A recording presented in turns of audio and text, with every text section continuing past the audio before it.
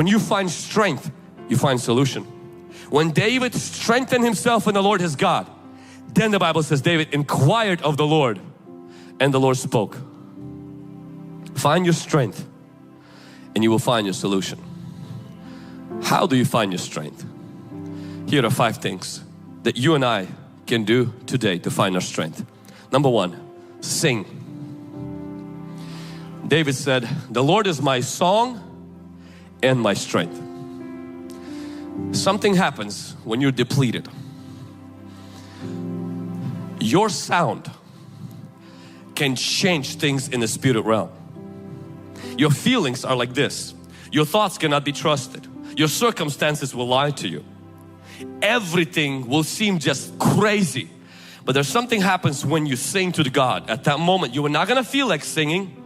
The only singing you and I will feel like at the time maybe is that country song where the truck is broken, the girl broke your heart, and in your truck, beer and the broken heart. And that's really the only song you're like, man, I just want to medicate myself with those sad, sorrowful songs. But those sad songs, they'll make you feel good. They'll never change your life into good. You got to learn to sing at that moment. Sometimes you're so weak, you can't sing. Turn on the worship song and let the worship song sing and let it get into your ears.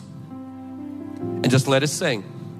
Waymaker, miracle worker, promise keeper. And guess what begins to happen? The Bible says God who is holy enthrones the praises of His people. The presence of God begins to descend in the room where the worship is happening.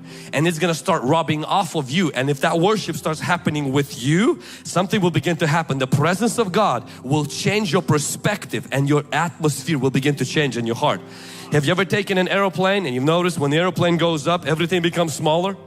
The aeroplane does not reduce things, it's that your perspective begins to change.